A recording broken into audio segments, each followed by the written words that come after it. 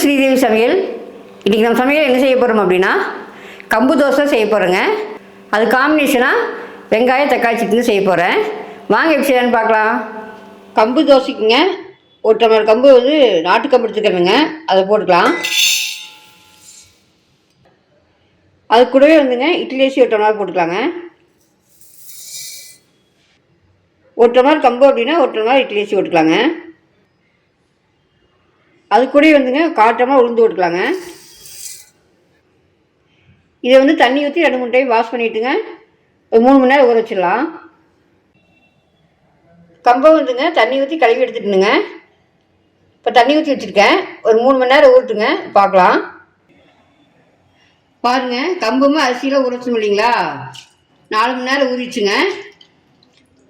இதை வந்துங்க கிரைண்டரில் போட்டு அரைச்சி எடுத்து வந்துடலாங்க. மாவு வந்து அரைச்சி எடுத்துக்கணுங்க. மாவுக்கு வந்து உப்பு போட்டுக்கலாங்க. உப்பு போட்டு கலக்கி வச்சிடலாங்க. மாவு வந்து உப்பு போட்டு கலந்ததுக்கப்புறங்க இப்போ எடுத்து ஊற்றி கடகன்னு ஓடணுங்க. அந்தளவுக்கு மாவு இருக்கணும், கெட்டியாக இருக்கக்கூடாதுங்க. இந்தளவுக்கு கலக்குங்க. மாவு வந்துங்க உப்பு போட்டு கலக்கி வச்சுட்டேங்க. கம்பு தோசை மாவு ரெடி ஆகிடுச்சு. ஒரு தட்டு போட்டு மூடி வச்சிடலாங்க. இது வந்து கொஞ்சம் புளிக்கணுங்க, ஒரு 6-7 மணி நேரம் புளிக்கணும். ஒரு 6 மணி நேரம் கழிச்சு பார்க்கலாங்க. மாவு வந்து 6 மணி நேரம் ஆச்சுங்க, இறந்து பார்க்கலாங்க. பாருங்கள், புளிச்சிருக்குது. குளிர்காலமாக இருந்து கேட்டிங்க அளவாக பிடிச்சிருக்குங்க. வெயில் காலமாக இருந்தால் நல்லா பிடிச்சிருக்கும். இதே போதுமானதாக இருக்குங்க. இது தோசை ஊற்றிக்கலாம்.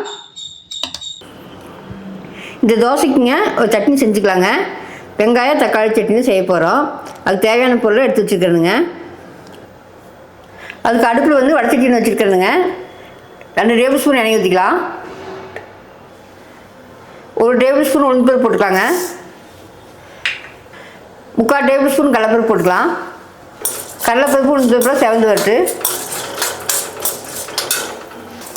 மெதுவாக வச்சு வறுத்துங்க. கடலைப்பருப்புலாம் உள்ளே வெந்து நல்லா டேஸ்ட் இருக்கும், மனம் இருக்குங்க. பாருங்கள், இந்தளவுக்கு செவந்துடணும் லைட்டாக. இனி வந்து வரமிளகா போட்டுக்கலாங்க. ஒரு 4 மிளகா எடுத்துக்கிறேன், அது போட்டுக்கலாம். உங்களுக்கு காரம் கம்மியாக வேணுன்னா ஒரு மிளகா கம்மியாக நிற்குங்க. சின்ன பூண்டை ஒரு 5 பூண்டு எடுத்துக்கிறேனுங்க, அதை போட்டுக்கலாங்க.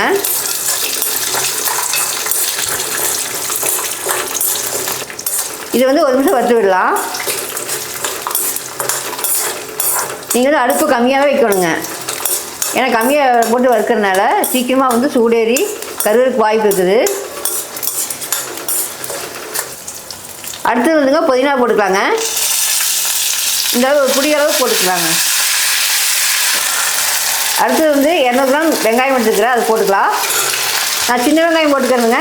சப்போஸ் உங்களுக்கு சின்ன வெங்காயம் இல்லைன்னா பெரிய வெங்காயம் போட்டுக்கலாம்.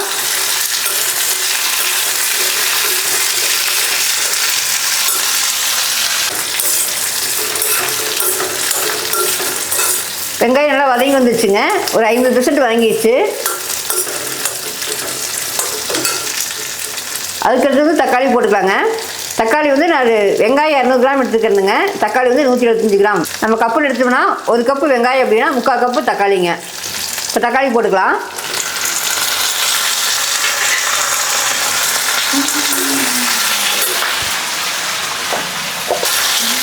சட்னிக்கு தேவையான உப்பு போட்டுக்கலாங்க. தக்காளி நல்லா வதங்கிற அளவுக்கு நான் வதக்கி எடுத்துக்கலாம்.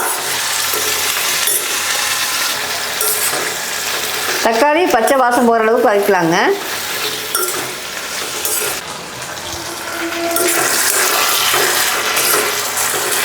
தக்காளியும் நல்லா வதங்கி வந்துச்சுங்க. பாருங்கள், இந்தளவுக்கு வதக்கணும். தக்காளிக்கு பச்சை வாசமெல்லாம் போயிருங்க. இந்தளவுக்கு வதக்கிட்டிங்கன்னா நீங்கள் அடுப்பு ஆஃப் பண்ணிடலாம். இதை வந்து நல்லா ஆற வச்சுட்டுங்க மிக்ஸி ஜாரில் போட்டு அரைச்சி எடுத்துக்கலாங்க. சட்னி வந்து அரைச்சி எடுத்துகிட்டு வந்துருக்குங்க. லைட்டாக தண்ணி விட்டு கொஞ்சம் குறகுறப்பாக அரைச்சி எடுத்துகிட்டு வந்துட்டேன். இந்தளவுக்கு அரைச்சி எடுத்துக்கணுங்க, குறகுறப்பாக. ரொம்ப தண்ணியாக இல்லாமங்க, ரொம்ப கெட்டியாக இல்லாமல் இந்தளவுக்கு நம்ம அரைக்கிறப்பே தண்ணி அளவாக ஊற்றிங்க இந்தளவுக்கு அரைச்சி எடுத்துக்கோங்க. இதுக்கு ஒரு தாளிப்பு கொடுத்துடலாம்.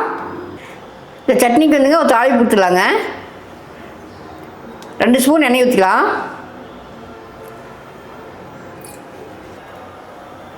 எண்ணெய் காஞ்சிச்சுங்க, கடுகு போட்டுக்கலாம்.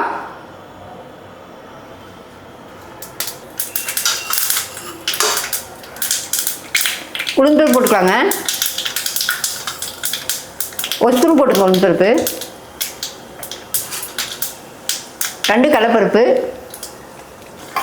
இதனால் பொரிஞ்சு வரட்டுங்க. அடுத்து வரமிளகா போட்டுக்கலாங்க. 1/2 ஸ்பூன் சீரகம் போட்டுக்கலாம். கருவேப்பிலை போட்டுக்கலாங்க.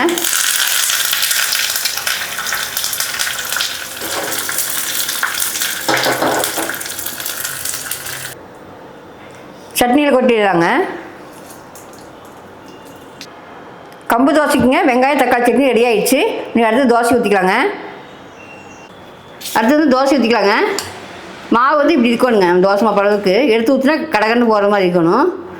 எடுத்து ஊற்றினா இப்படி போகணுங்க கடகன்னு, அந்தளவுக்கு இருக்கணும்.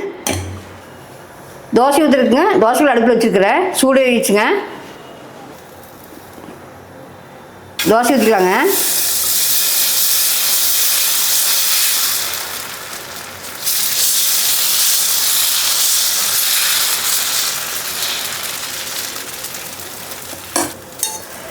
மேலே லைட்டாக எண்ணெய் விட்டுக்குங்க. அடுப்பை வந்து மீடியம் ஃப்ளேம்லேயே வச்சுக்கோங்க, அப்படியே கருகாமல் வரும். திருப்பி போட்டலாங்க. பாருங்கள், அடுத்த தோசை ரெடி ஆயிடுச்சு. பாருங்கள், கம்பு தோசை வெங்காய தக்காளி சட்னி ரெடி ஆயிடுச்சுங்க. இந்த கம்பு தோசை வந்து ரொம்பவே நல்லதுங்க. கம்பில் வந்து ரொம்ப அயன் இருக்கிறனால நம்ம அடிக்கடி வந்து உணவு சேர்த்துக்கலாங்க. நீங்களும் இதே மாதிரி கம்பு தோசை தக்காளி சட்னியில் செஞ்சு சாப்பிட்டு பாருங்கள். கம்பு தோசைக்கு வந்துங்க இது மாதிரி சட்னி தான் சூட் ஆகுங்க. நீங்களும் இதே மாதிரி சட்னி செஞ்சு சாப்பிட்டு பார்த்துட்டு எப்படி இருக்குன்னு சொல்லுங்கள். நீங்களும் இதே முறையில் செஞ்சு பார்த்துட்டு எப்படி இருக்குன்னு சொல்லுங்கள். பிடிச்சிருந்தா நம்ம சேனல் சப்ஸ்கிரைப் பண்ணுங்கள், லைக் பண்ணுங்கள், உங்கள் ஃப்ரெண்ட்ஸ்க்கெலாம் ஷேர் பண்ணி விடுங்க.